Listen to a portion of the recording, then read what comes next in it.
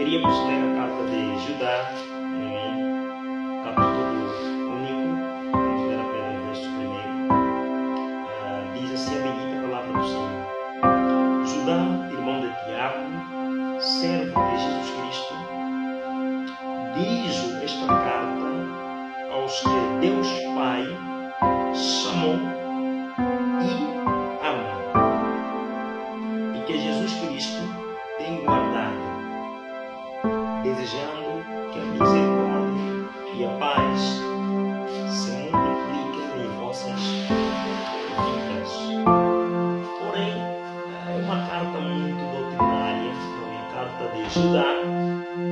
A primeira classificação que ele nos remete é dizer que Judá, irmão de Tiago e servo de Jesus Cristo, não é? Aqui apresenta o remetente da carta, ou então o escritor da carta, não é? Nos diz que ele é servo de Jesus Cristo. A expressão servo, biblicamente, nesse contexto bíblico de Judá, a expressão servo do hebraico é duelos, ou então do grego fariseu, que é escravo de Jesus. O contexto bíblico passa a ideia da devoção pessoal de Judá, do relacionamento com o Pai, com o Filho e com o Espírito Santo que Judá tem. Então passa aqui a ideia bíblica de que Judá é servo de Jesus Cristo, com a devoção dele, não é? Duelos, ele que é o servo, esse termo grego, não é? Fariseu, que é servo, que é servidão, devoção de Judá, que aponta para o relacionamento com a pessoa do Espírito Santo. E Judá, ele diz aos que Deus Pai chamou e ama. Esse é o destinatário que ele se dirige. Ele se dirige aos que Deus Pai chamou e ama. Está em torno disso a nossa meditação, falando sobre a eleição, não é? Bíblica. Aos que Deus chamou e ama. Judá está a destinar-se, está a endereçar essa carta, não é? Aqueles que Deus chamou e Deus ama. Vamos então ler assim em Romanos capítulo 8, versículo 28. Sabemos que tudo que acontece contribui para o nosso bem, nós que amamos a Deus e fomos chamados de acordo com o seu plano. Aos que Deus chamou, a esse os predestinou, a esse os santificou, a esse os glorificou. A expressão aqui, não é? Que Deus os chamou, a esse Deus os glorificou. A expressão aqui chamada, a eleição, do termo bíblico grego é proshamai. Proshamai é preconhecer. Nós em Cristo não somos eleitos para sermos salvos, mas somos eleitos porque fomos salvos. Bom, aqui a eleição não é para a salvação.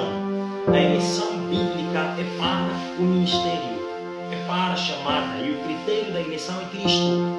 Não só em Cristo que nós somos chamados, uns para apóstolos, uns para profetas, uns para pastores, uns para evangelistas e uns para doutores. Então, o critério da eleição bíblica é Cristo. É Cristo que é o critério da eleição bíblica. 2 Coríntios, não é? Capítulo 5, versículo 17. Diz assim a bendita palavra do Senhor: quem está em Cristo, nova criatura é.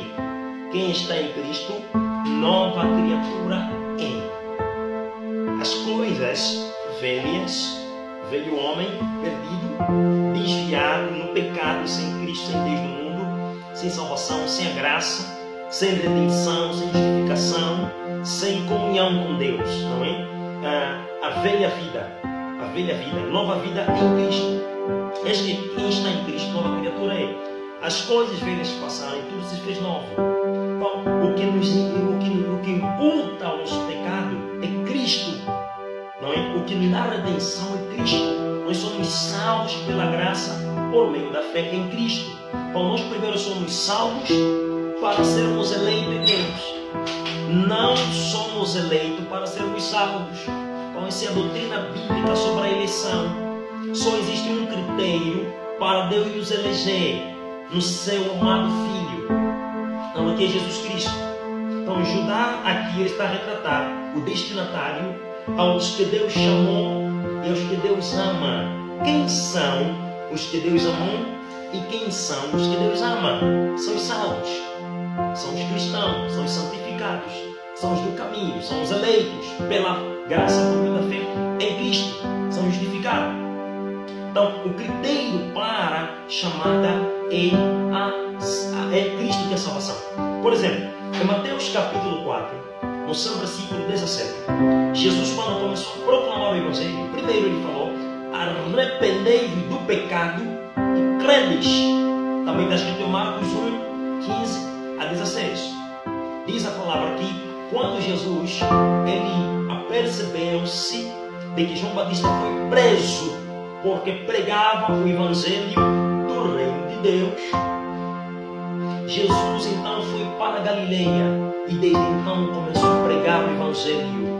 Arrependei-vos porque é chegado o reino de Deus. Por que o arrependimento? Porque é chegado o reino que não aceita pecados, que não aceita impureza. Um reino de justiça, um reino de amor, um reino de virtude, um reino que quando alguém se converte torna-se pobre de espírito. Um reino que quando alguém se converte nele, torna-se os que choram por justiça. Um reino que quando alguém se converte, torna-se limpo de coração pela palavra do Senhor Jesus Cristo. E são esses que verão ao Senhor. Um reino que quando alguém aceita Jesus pela fé, se arrepende do pecado e abraça o Evangelho, se inclui nesse reino.